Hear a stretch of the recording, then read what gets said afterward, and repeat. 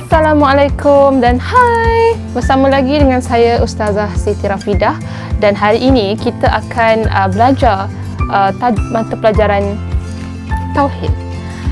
Tauhid untuk tahun 1. Kalau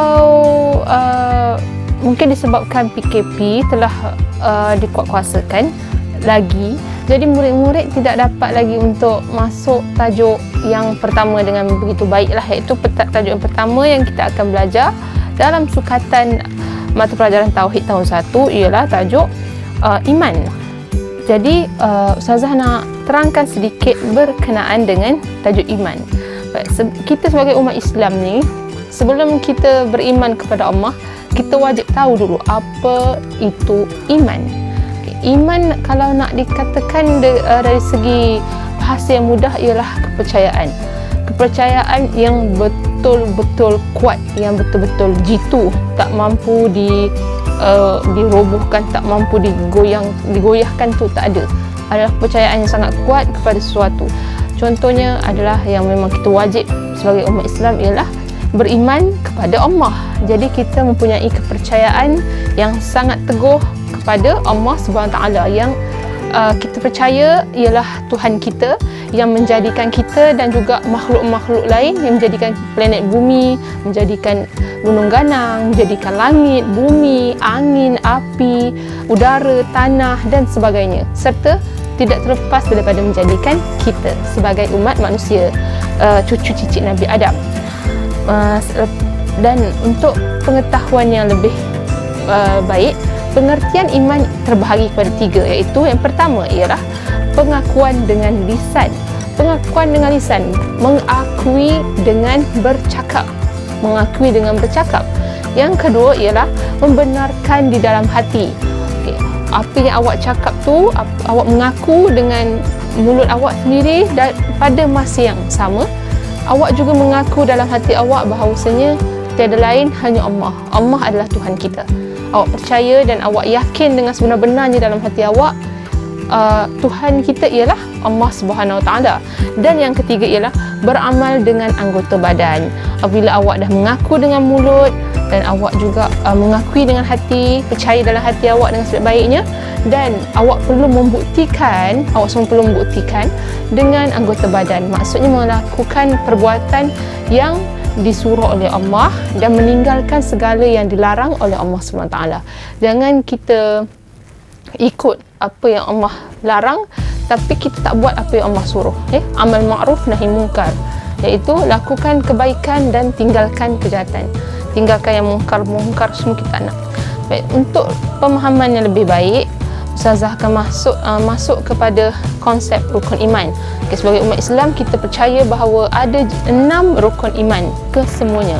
Itu ada 6 rukun iman. Yang pertama ialah beriman kepada Allah. Beriman kepada Allah iaitu percaya kepada Allah SWT. Allah SWT ialah Tuhan kita, serta Tuhan yang lain yang menjadikan semesta alam ini, tak ada lain, hanya Dia. Yang kedua ialah beriman kepada malaikat. Malaikat ni juga ialah makhluk Allah dan makhluk yang gaib, yang kita tak nampak tapi sentiasa ada di sekeliling kita. Ada malaikat ni ada ramai. Mereka mempunyai tugas masing-masing, tidak berjantina. Maksudnya malaikat ni tak ada lelaki dan perempuan. Malaikat lelaki mana ada, perempuan pun tak ada, tak berjantina dan tak makan, tak tidur, semata-mata hanya akur kepada perintah Allah dan buat apa saja yang Allah suruh. Apa yang Allah larang dia tak buat, apa yang Allah suruh dia buat. Yang ketiga, beriman kepada kitab. Beriman kepada kitab. Ada 4 kitab yang wajib kita imani. Yang pertama Taurat, Zabur, nombor 2 Taurat, nombor 3 Injil, nombor 4 Al-Quran. Dan antara keempat-empat kitab ini, yang paling terbaik, yang paling latest, yang paling terkini dan yang paling sah, keabsahannya memang kita kena ikut ialah kitab Al-Quran. 3 lagi ni bukannya tak sah, tapi daripada apa yang Allah turunkan tu, yang paling lengkap, yang dah disempurnakan oleh Allah SWT ialah dalam kitab Al-Quran. Jadi Al-Quran ni kalau tak tahu baca, kita wajib belajar baca. Jangan tak baca pula ya. Jangan tak belajar baca. Belajar baca daripada Iqra' dulu. Lama-lama nanti insya-Allah boleh baca Al-Quran. Yang itu adalah beriman kepada kitab yang ketiga. Dan yang keempat pula ialah beriman kepada Rasul, beriman kepada Rasul-Rasul. Okay, Rasul ada berapa ramai ustazah? Ada yang juga tanya macam tu. Kalau awak nak tahu, Rasul terdapat 25 orang. 25 Nabi, asalnya adalah Nabi dan diangkat oleh Allah SWT menjadi Rasul, iaitu pembawa wahyu yang diturunkan oleh Allah kepada malaikat dan disampaikan kepada Rasul. Lalu Rasul perlu menyampaikan dakwah mereka menerusi dakwah secara terang lah. Wajib menyampaikan apa yang mereka tahu, apa yang mereka telah dapat daripada Allah kepada umat manusia. Ada 25 orang Rasul, ada Adam, Idris, Nuh, Hud, Saleh dan sebagainya. Nanti ustazah akan tunjukkan nama-nama 25 orang Rasul itu, dan ustazah harap ramai murid-murid yang dah tahu dah pun siapa Rasul-Rasul ni. Bukan tu saja, boleh menyanyi juga lagu-lagu Nabi ni, lagu 25 Rasul ni. Jadi ustazah rasa tak ada masalah untuk awak tahu seorang demi seorang Rasul-Rasul itu.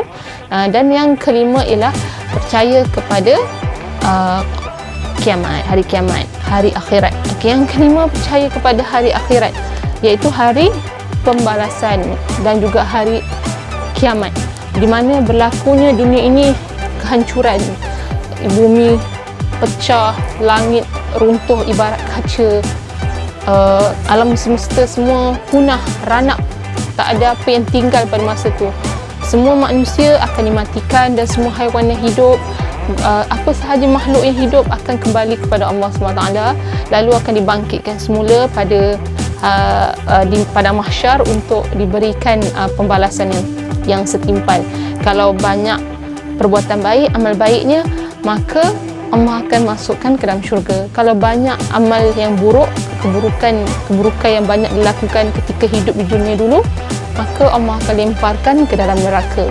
Benda ni tak tahu kena percaya kepada hari kiamat, kena beriman kepada hari kiamat. Kerana apa? Suatu hari kita tak selamanya kita akan mati. Kita tak akan selama-lamanya duduk dalam dunia ni. Kita tak akan duduk sampai umur 1000, sejuta tahun. Tak ada, tak pernah ada lagi manusia yang hidup berjuta-juta tahun. Semuanya akan kembali kepada Allah SWT. Okey. Yang keenam dan yang terakhir ialah beriman kepada qada dan qadar, iaitu ketentuan daripada Allah tu semua kita perlu terima. Apa saja takdir yang Allah dah berikan kepada kita, ketentuan yang Allah dah tetapkan kepada kita sejak azali, kita perlu terima. Tapi ada satu perkara, sekiranya kalau kita tak cukup baik, keadaan kita berada macam kita ni orang miskin, tak cukup duit, tak boleh orang kata sakit, kita perlulah mengubah nasib kita tu. Allah ni dia akan beri, Allah Maha Pemurah dan Maha Penyayang. Kalau kita berusaha, Allah akan bagi. Janganlah kita mengharapkan sahaja tanpa berusaha. Sebab Allah nak menggalakkan kita sebagai umat manusia, hamba-Nya ini bersyukur dan berusaha serta bertawakal, lalu berdoa memohon kepadanya. Jadi dengan cara begitu, sekiranya niat kita baik, usaha kita baik, setimpal dengan apa yang kita lakukan, insya-Allah Allah akan mengubah nasib kita daripada kurang baik kepada menjadi lebih baik. Tapi ingat satu perkara ya murid-murid, kita kena sentiasa bersyukur kepada Allah untuk segala apa sahaja yang berlaku kepada kita. Jangan kita cuba untuk menidakkan takdir yang Allah dah tentukan untuk kita, kerana kita ni adalah hamba-Nya. Baik, Ustazah ulang balik semula, ada 6 rukun iman. Yang pertama ialah beriman kepada Allah. Kedua, beriman kepada malaikat. Ketiga, beriman kepada kitab. Keempat, beriman kepada Rasul. Kelima, beriman kepada hari kiamat. Dan yang keenam ialah beriman kepada qada dan qadar. Itu habis untuk rukun iman. Untuk rukun iman dah habis. Untuk yang tak tahulah ya,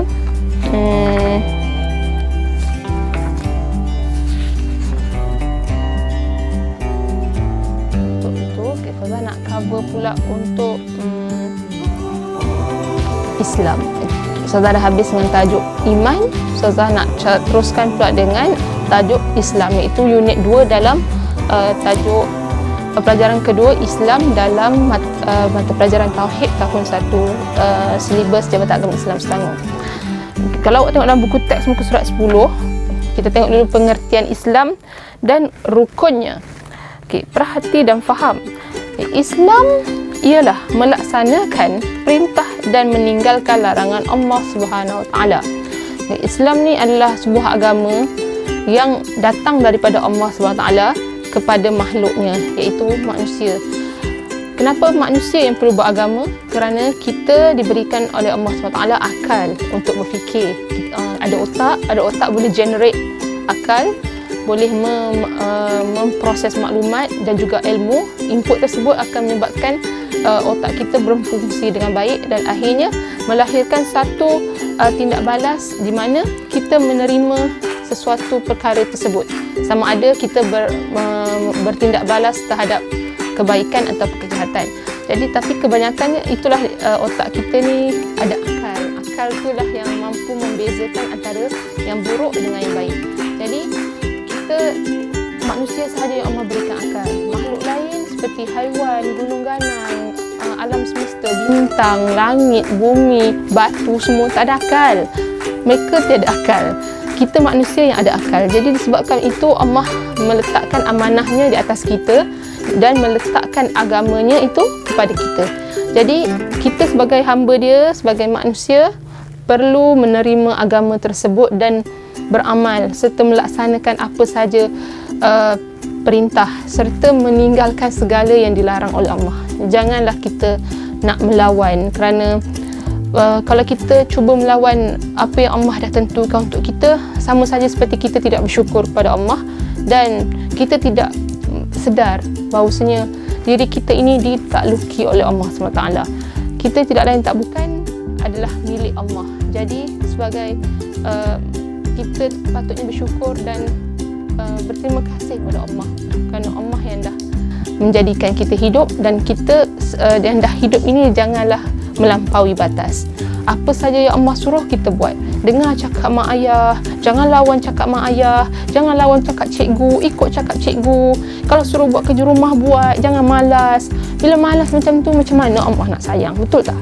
Kata nak jadi hamba Allah yang taat, nak jadi hamba Allah yang baik, jadi kenalah buat baik, janganlah buat jahat. Betul tak? Baik, itu saudara terangkan mengenai pengertian Islam. Ustazah akan masuk pula kepada 5 rukun Islam. 5 rukun Islam ini wajib sebagai umat Islam. Biarlah untuk percaya. 5 rukun Islam ini menjadi tonggak kepada orang Islam itu sendiri. Digandingkan pula dengan 6 rukun iman tadi, jadilah seorang Islam itu Muslim dan mukmin yang sempurna di sisi Allah. Apa itu 5 rukun Islam itu? Jadi kita perhatikan satu-satu. Yang pertama ialah mengucap 2 kalimah syahadah. 2 kalimah syahadah. Macam mana cara mengucap 2 kalimah syahadah ni? 2 kalimah syahadah ini berbunyi begini. Asyhadu an la ilaha illallah wa asyhadu anna Muhammadar Rasulullah. Artinya aku naik saksi tiada Tuhan yang disembah melainkan Allah dan aku naik saksi Nabi Muhammad itu pesuruh Allah. Itu adalah 2 kalimah syahadah yang wajib disempurnakan oleh setiap umat Islam.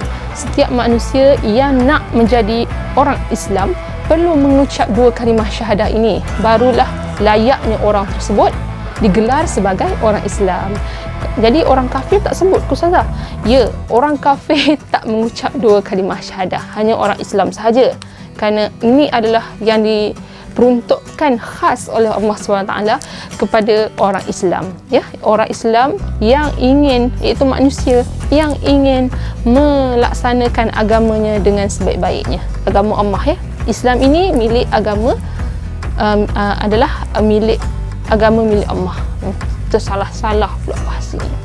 Yang kedua pula ialah menunaikan solat 5 waktu sehari semalam. Menunaikan solat 5 waktu sehari semalam. Ustazah percaya dan yakin ramai lagi yang belum tahu bagaimana cara nak mengerjakan solat. Betul? Solat tu sembahyang lah. Dalam bahasa Melayu ni sembahyang. Solat tu bahasa Arab. Tak mengapa. Ambil masa untuk mempelajari satu-satu cara. Contohnya hari ini belajar dulu cara mengangkat takbir, cara buat takbiratul ihram. Esok belajar pula bagaimana cara untuk rukuk. Esok pula cara macam mana nak belajar sujud. Dan jangan lupa belajar serta hafal bacaannya. Jangan pula time rukuk tak baca pula bacaannya. Subhana rabbiyal azimi wa bihamdi. Takkan diam pula, tak boleh diam.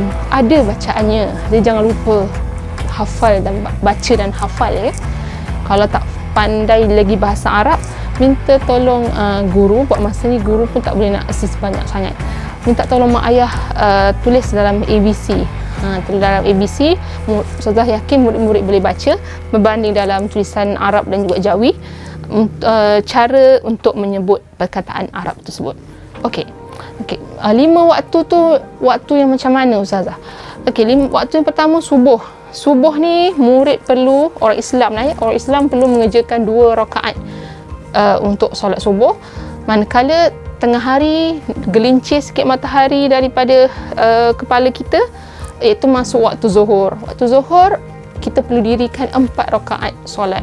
4 rakaat, dan apabila sudah matahari sudah berada di ufuk barat sikit, dia dah nak tu sikit, dah nak turun sikit, belum turun lagi lah ya, solat asar. Waktu yang ketiga ialah waktu asar. Waktu asar pun perlu dikerjakan 4 rakaat. Dan waktu maghrib apabila matahari telah melabuhkan tirainya, siang telah menutup dan malam belum menjelma sikit. Penat bercakap. Waktu maghrib, waktu yang keempat ni perlu mengerjakan 3 rakaat. Dan yang terakhir ialah waktu malam. Apabila malam semua sudah menjadi kelam dan gelap gelita, waktu tu kerjakan 4 rakaat untuk solat Isyak. Okay, ada 5 solat, ada 5 waktu solat yang perlu disempurnakan oleh orang Islam setiap hari. Tak buat berdosa. Faham? Tak buat berdosa, kecuali orang perempuan Allah bagi cuti ABC. Yang pertama ialah solat subuh, kedua solat zuhur, ketiga solat asar, keempat solat maghrib, dan kelima solat isyak. Ada 5 waktu sehari semalam wajib disempurnakan oleh orang Islam. Dan rukun Islam yang ketiga pula ialah berpuasa sebulan di bulan Ramadan. Berpuasa di bulan Ramadan. Kalau yang dah belajar bulan-bulan Islam, ramai murid yang tahu Januari, Februari, Mac, April, Mei, Jun, Julai, Ogos, September, Oktober, November, Disember, ada 12 bulan.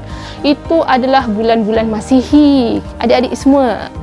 Kalau untuk bulan Islam pula, masih ada 12 bulan, ataupun kita kenali dengan bulan Hijrah pun ada 12 bulan, sama seperti tahun Masihi. Ini adalah perkiraan tahun Hijrah, ada 12 bulan juga. Yang pertama Muharram, kedua Safar, Rabiul Awal, Rabiul Akhir, Jamadil Awal, Jamadil Akhir, Rajab, Sya'ban, Ramadan, Syawal, Zulhijjah, Zulkaidah, Zulhijjah. Okey. Bulan yang keberapa kita kena puasa? Bulan Ramadan. Bulan berapa tadi? Muharram, Safar, Rabiul Awal, Rabiul Akhir, Jamadil Awal, Jamadil Akhir, Rajab, Sya'ban, Ramadan. Bulan yang ke-9 dalam tahun Hijrah, bulan Ramadan. Okay, dalam setiap bulan ada 29 atau 30 hari. Jadi awak kena berpuasa pada bulan Ramadan selama 29 atau 30 hari mengikut tahun-tahunnya lah. Dan untuk tahun ini kita berpuasa selama 30 hari di bulan Ramadan. Jadi sebagai umat Islam wajib mengerjakan rukun Islam yang ketiga ni, iaitu berpuasa di bulan Ramadan selama mana hari tersebut di dalam bulan puasa. Kalau 29 hari, 29 hari lah kena puasa. Kalau 30 hari, 30 hari lah kena puasa. Jangan tak buat. Kalau tak puasa, wajib ya, wajib ganti. Jangan tak ganti. Sebab apa? Ini adalah perintah daripada Allah SWT. Allah menginginkan umatnya untuk berpuasa untuk Allah itu sendiri. Jadi jangan tak buat ya. Ini Allah yang mohon kepada kita. Jadi kita sebagai makhluknya, sebagai umatnya, sebagai hambanya, jangan tak buat. Ya. Yang keempat, okey, rukun Islam yang keempat pula ialah ceng-ceng.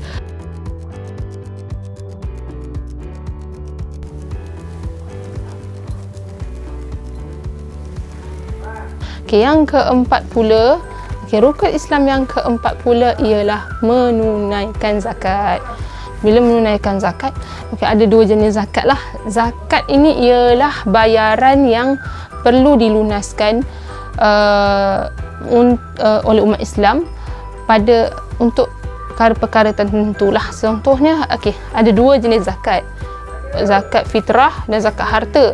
Zakat fitrah ini ialah zakat yang perlu disempurnakan dalam bulan puasa untuk setiap umat Islam, tak terkecuali baby ke, orang tua ke, budak, kanak-kanak ke, ustazah ke, semua wajib sempurnakan zakat fitrah ni, tak terkecuali. Zakat fitrah ni perlu dibayar. Zakat ni sebagai menyempurnakan untuk membantu orang yang kurang berkemampuan, orang Islam yang miskin, yang asnaf, yang yang fakir. Jadi zakat ini mampu membantu mereka, golongan-golongan tersebut lah. Jadinya itu zakat fitrah ni memang wajib lah, semua wajib buat. Yang zakat satu lagi tu, ini kena tunggu cukup setahun. Contoh, awak ada RM25 dalam bank. Contoh, simpan dalam bank RM25. Syarat nak keluarkan sedikit duit daripada RM25 tu ialah awak kena cukupkan tempoh simpanan selama setahun. Cukup haul maksudnya simpanan tu dah cukup setahun. RM25 tu tak pernah usik langsung, memang dia genap 25 je, tak kurang, tak bertambah, memang RM25 saja selama setahun. Awak wajib keluarkan berapa peratus daripada duit tersebut. Contohnya kena bayar dalam RM3, kena keluarkan RM3. Itulah jumlah zakatnya. RM3 tu ialah jumlah zakat tersebut. Kena dikeluarkan untuk menyucikan diri kita. Membayar zakat ni sebagai satu penyucian untuk diri kita, selain daripada membantu menaikkan ekonomi orang Islam, ekonomi di mana kita dapat membantu mereka-mereka yang sememangnya memerlukan zakat. Itulah cara kita menolong, cara tolong-menolong. Zakat ni lain sikit konsep dia dengan sedekah. Itu adalah rukun Islam yang keempat, iaitu menunaikan zakat. Yang kelima ialah mengerjakan haji di Baitullah Al-Haram bagi mereka yang berkemampuan. Siapa kat sini pernah tengok gambar Mekah Al-Mukarramah yang cantik dekat Arab Saudi tu? Kalau tak pernah tengok, buka Astro Ausis, selalunya waktu azan, tengoklah. Kalau ada nampak macam Kaabah yang warna hitam tu, yang besar tinggi dekat tengah-tengah tu, lepas tu ramai orang pakai kain putih pusing-pusing tu, itulah dia mengerjakan haji atau umrah. Tapi ini rukun Islam, wajiblah mengerjakan haji bagi mereka yang berkemampuan. Kenapa bagi mereka yang berkemampuan? Ada yang tak mampu, Ustazah. Ya, memang ada yang tak mampu, terutamanya dari segi wang. Nak pergi haji ni memerlukan wang ringgit yang sangat banyak. Maksudnya duit belanja, duit poket tu memang kena banyak lah. Bukannya sikit kos nak pergi haji ni, memang mahal. Tapi kalau yang nak pergi, boleh dah mula untuk mengumpul sedikit demi sedikit sampai cukup tahunnya, cukup dia punya kos. InsyaAllah nanti ada satu agensi yang dipanggil tabung haji akan panggil dan menawarkan awak untuk mengerjakan haji pada tahun tersebut. Tapi dengan syarat apabila simpanan telah mencukupi. Kalau tak cukup, macam mana nak pergi haji, betul tak? Nanti tak pasal-pasal tak jadi haji nanti. Dan yang berkemampuan yang seterusnya ialah sihat tubuh badan. Maksudnya nak pergi haji kena sihat lah. Kalau dah terlantar, sakit, tak boleh bangun daripada katil, macam mana nak pergi haji? Macam mana? Nak disorongkan naik stretcher ke? Tak ada. Tak perlu dah pergi haji macam tu, sebab dah tak berkemampuan. Itu saja untuk 5 rukun Islam yang wajib diketahui, yang wajib diimani oleh umat Islam. Rukun iman dan rukun Islam. Apabila rukun iman ini berjalan, barulah boleh menyempurnakan rukun Islam. 2 rukun ni kita sebagai rakyat Malaysia pun wajib tahu pasal rukun negara. Rukun negara ada berapa, apa benda dalam dia, betul tak? Jadi macam tu juga kita sebagai orang Islam pun ada rukun-rukunnya, dan wajiblah kita imani dengan rukun-rukun tersebut. Dah selesai 2 tajuk untuk Tauhid tahun 1, kita akan lompat dengan tajuk yang seterusnya pada video yang akan datang. Okay, sekian, wabillahi taufiq wa hidayah. Assalamualaikum warahmatullahi wabarakatuh. Bye.